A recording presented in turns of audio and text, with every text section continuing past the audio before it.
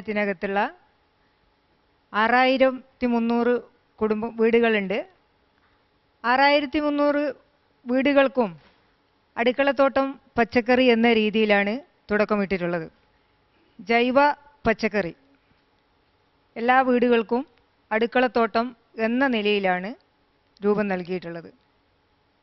അതിൽ ജനങ്ങൾക്ക് നല്ല രീതിയിലുള്ള ബോധവൽക്കരണം കൊടുത്തുകൊണ്ട് ജൈവ പച്ചക്കറി ഉൽപ്പാദിപ്പിക്കുകയും അന്യസംസ്ഥാനത്തെ ആശ്രയിക്കാതെ കണ്ട് നമ്മുടെ പഞ്ചായത്തിനകത്ത് ഉൽപ്പാദിപ്പിക്കുന്നതായ പച്ചക്കറി നമുക്ക് കഴിക്കേണ്ടതായ പച്ചക്കറി ഉണ്ടാക്കുന്നതായ ഒരു രീതി, അതാണ് പച്ചക്കറി എന്ന നിലയിൽ നമ്മൾ മുന്നോട്ട് കൊണ്ടുവച്ചിട്ടുള്ളത്.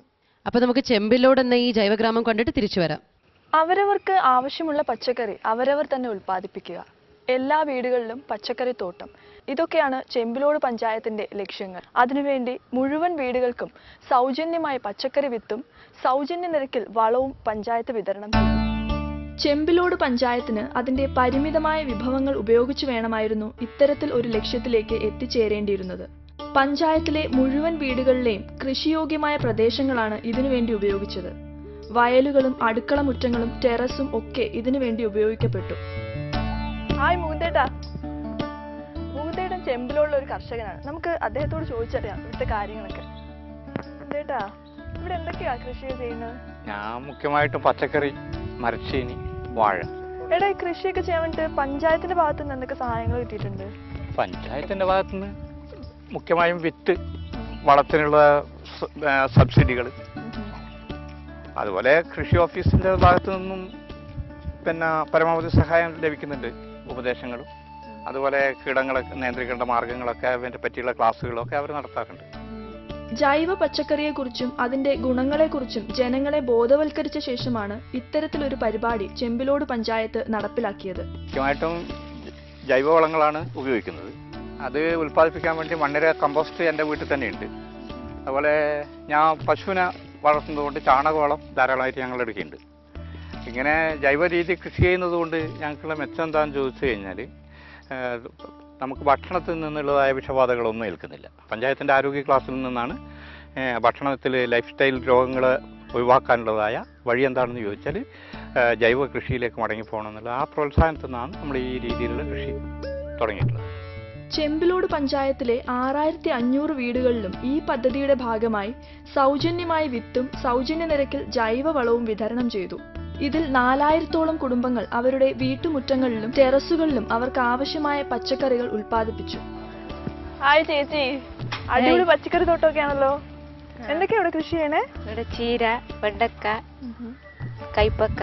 ചേച്ചി, വീട്ടിലേക്ക് ആവശ്യമായിട്ടുള്ള പച്ചക്കറികളൊക്കെ ഇവിടെ കിട്ടാറുണ്ട്? ഉണ്ട്. അത്യാവശ്യത്തിന് നമുക്ക് ഉപയോഗിക്കേണ്ട സാധനങ്ങൾ ഇവിടെ നിന്ന് കിട്ടും. അധികം വന്നാൽ പുറത്ത് കൊടുക്കുകയും ചെയ്യും. അടുക്കളത്തോട്ടത്തിലെ ജൈവ പച്ചക്കറി കൃഷിയിലൂടെയും ഗ്രൂപ്പ് പച്ചക്കറി കൃഷിയിലൂടെയും ചെമ്പിലോട് പഞ്ചായത്തിൽ ഈ വർഷം 80 ടണ്ണിലധികം പച്ചക്കറികൾ ഉൽപ്പാദിപ്പിക്കാൻ സാധിച്ചിട്ടുണ്ട്.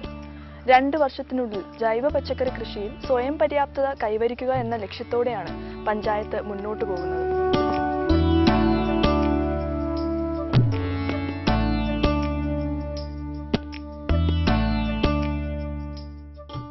ഈ കൃഷികൾക്കൊക്കെ ആവശ്യമായ ജൈവവളം ഉൽപ്പാദിപ്പിക്കുന്നതിനും പഞ്ചായത്തിലുണ്ടാകുന്ന ജൈവ മാലിന്യങ്ങൾ സംസ്കരിക്കുന്നതിനും വേണ്ടിയുള്ള മണ്ണിര കമ്പോസ്റ്റ് യൂണിറ്റുകൾ ഒന്നാണിത്.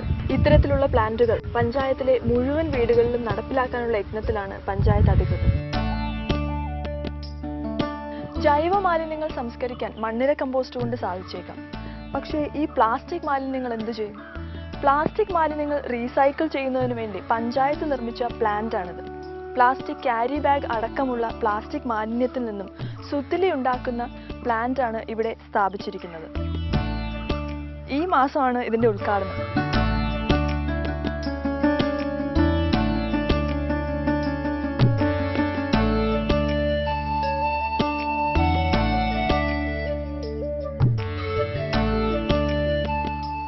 നമ്മുടെ അടുക്കളയിലേക്ക് ആവശ്യമായ പച്ചക്കറികൾ നമ്മൾ തന്നെ ഉണ്ടാക്കുക, ജൈവ മാലിന്യങ്ങൾ ക്രിയാത്മകമായി സംസ്കരിക്കുക, പ്ലാസ്റ്റിക് മാലിന്യങ്ങൾ റീസൈക്കിൾ ചെയ്ത് മൂല്യവർദ്ധിത ഉൽപ്പന്നങ്ങൾ ഉണ്ടാക്കുക. ഒരുപക്ഷെ നമ്മുടെ നാട് കൊതിക്കുന്ന വികസന മാതൃക ഇതൊക്കെ തന്നെ ആകണം. ചെമ്പിലോട് പഞ്ചായത്ത് ഈ ലക്ഷ്യത്തിലേക്കുള്ള യാത്രയിലാണ്. തീർച്ചയായും വളരെ മനോഹരമായ കാഴ്ചകൾ തന്നെയാണ് നമ്മളവിടെ കണ്ടത്. ഇനി ഈ സുസ്ഥിര വികസന പദ്ധതികളെക്കുറിച്ച്, ഇവർ നടപ്പിലാക്കുന്ന ഈ പദ്ധതികളെക്കുറിച്ച് നമ്മൾ ചർച്ച ചെയ്യേണ്ടിയിരിക്കുന്നു. സർ, ചെമ്പിലോട്ട് പഞ്ചായത്തിൻ്റെ കൃഷി രംഗത്തെ പ്രവർത്തനങ്ങൾ, മാലിന്യ സംസ്കരണം, ഇത് രണ്ടുമാണ് പ്രധാനമായിട്ട് നിങ്ങൾ കാണിച്ചത്. അതിൽ കൃഷിയിൽ എനിക്ക് വളരെ ഇഷ്ടപ്പെട്ടത് എന്താ പറയുക, എല്ലാ വീടുകളിലും പച്ചക്കറി ഉൽപ്പാദിപ്പിക്കാനുള്ള സഹായങ്ങൾ, പിന്നെ വീടിൻ ടെറസിൽ കൂടെ പച്ചക്കറി ഉണ്ടാക്കുന്നു എന്നൊക്കെ പറഞ്ഞിട്ടുണ്ട്. ഈ പച്ചക്കറി മുതലായ കൃഷി വികസന പ്രവർത്തനങ്ങൾ തുടങ്ങിയിട്ട് ഇപ്പോൾ എത്ര വർഷമായി? 2 വർഷമായി ഇതിന് തുടക്കം കുറിച്ചിട്ട്.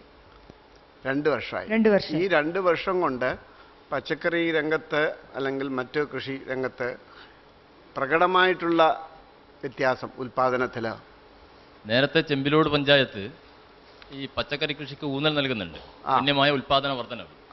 എന്നാൽ ഈ 2 വർഷക്കാലമായിട്ട് രാസവളത്തിൻ്റെ ഗണ്യമായ അളവ് കുറച്ചു വരികയും രാസ കീടനാശിനിയെ പൂർണ്ണമായും നിരാകരിച്ചുകൊണ്ടുള്ളതായ ഒരു കൃഷി സമ്പ്രദായമാണ് ഇപ്പോൾ ചെമ്പിലോട് പഞ്ചായത്ത് മുഴുവൻ എല്ലാ വീടുകളിലും അടുക്കളത്തോട്ടം നിർബന്ധമാക്കുക.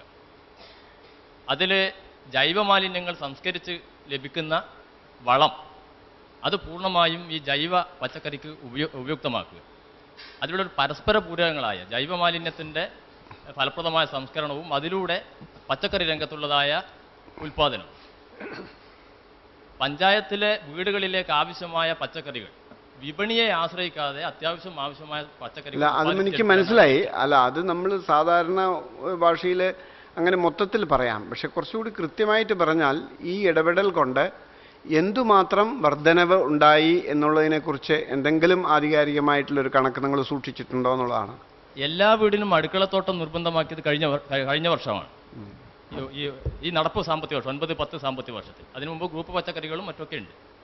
ഇതിൽ ഈ അടുക്കളത്തോട്ട നിർമ്മാണത്തിലൂടെ 80 ടണ്ണ് പച്ചക്കറി നമുക്ക് ഈ വേളയിൽ ലഭിച്ചിട്ടുണ്ട്. വേനൽക്കാലത്ത് മാത്രമേ ചെയ്യുന്നുള്ളൂ അതോ എല്ലാ കാലത്തും ഈ പച്ചക്കറി കൃഷി ചെയ്യുന്നുണ്ട്? മാത്രമല്ല, എല്ലാ കാലത്തും ഉണ്ട്. പിന്നെ ഇതിൽ പറഞ്ഞിട്ടുള്ളത് ഈ പ്രകൃതി വിഭവ സംരക്ഷണത്തിന് പഞ്ചായത്തിനൊരു അവാർഡ് കിട്ടിയിട്ടുണ്ട് എന്നുള്ളതാണ്. എന്ത് തരം പ്രകൃതി വിഭവ സംരക്ഷണമാണ് ചെയ്തിട്ടുള്ളത്?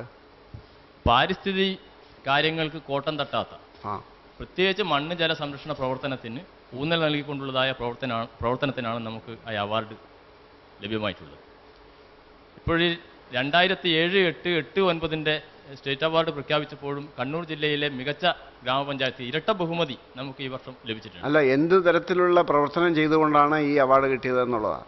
ഇതിൽ മാലിന്യങ്ങളെ ഫലപ്രദമായി സംസ്കരിക്കുന്നതിന് ഒരു പ്രധാന പോയിന്റ് കാണുന്നുണ്ട്. ഞങ്ങൾ 50 മൈക്രോണിൽ താഴെയുള്ള പ്ലാസ്റ്റിക് ക്യാരി ബാഗിൻ്റെ വിൽപ്പന നിരോധിച്ച പഞ്ചായത്താണ്. അതിന് പ്രോത്സാഹനം എന്നുള്ള രീതിയിൽ 2 ക്ലോത്ത് ബാഗ് ഒരു വീടിന് കൊടുത്തുകൊണ്ടാണ് ഈ പ്രവർത്തനം പ്രാവർത്തികമാക്കുന്നത്. അതിലുപരി പ്ലാസ്റ്റിക് മാലിന്യങ്ങളെ മൂല്യവർദ്ധിത ഉൽപ്പന്നങ്ങളാക്കി വിപണിയിലെത്തിക്കാനുള്ളതായ പ്രവർത്തനം പൂർത്തീകരിച്ചു കഴിഞ്ഞു. അത് ഈ മാസം 27 ഉദ്ഘാടനം ചെയ്യപ്പെടുകയാണ്. സുത്തിലി ചരട് എന്നുള്ളതായ മൂല്യവർദ്ധിത ഉൽപ്പന്നമാക്കിയിട്ട് വിപണിയിലെത്തിക്കുക. ഈ പ്ലാസ്റ്റിക് റീസൈക്കിൾ ചെയ്യുന്നത് ഒരു നല്ല പരിപാടിയാണ്. അതിൽ നിന്ന് പിന്നെ എന്ത് നിർമ്മിക്കുന്നു എന്ന് പറഞ്ഞത് എനിക്ക് മനസ്സിലായില്ല. സുത്തലി നിർമ്മാണം. പ്ലാസ്റ്റിക് മാലിന്യങ്ങൾ ഇതിൻ്റെ ഉദ്ദേശം തന്നെ വന്നത് ഒരു കാര്യം നമ്മൾ നിർമ്മാർജ്ജനം ചെയ്യാന്ന് പറഞ്ഞാൽ ആൾക്കാർ സ്വതമേ അങ്ങോട്ട് സന്നദ്ധരാവാത്തൊരു സ്ഥിതി ഉണ്ടാകുമ്പോൾ അത് മറ്റൊരു പ്രോഡക്റ്റിൻ്റെ ബൈ പ്രോഡക്റ്റ് ആക്കുക എന്നുള്ളത് ഉള്ള തത്വമായിരുന്നു നമ്മൾ ഉദ്ദേശിച്ചത്. അതുകൊണ്ട് തന്നെ എല്ലാ തരത്തിലുള്ള പ്ലാസ്റ്റിക്കുകളും ഉപയോഗിച്ച് ഈ സുത്തിരി എന്ന് പറഞ്ഞാൽ ഇപ്പോഴും ഉപയോഗിക്കുന്ന ഈ ടാഗുകളൊക്കെ കെട്ടുന്ന ഓഫീസ് ടാഗുകളൊക്കെ കെട്ടാൻ ഉപയോഗിക്കുന്നൊരു ചരട്, അതിനു പുറമെ ഈ റബ്ബർ കർഷകരൊക്കെ ചെറിയ റബ്ബർ തൈകളൊക്കെ പിടിച്ച് കെട്ടാനുള്ള, മുമ്പൊക്കെ ചൂടി കയറായിട്ട് ഉപയോഗിച്ചിട്ടായിരുന്നു കെട്ടുക.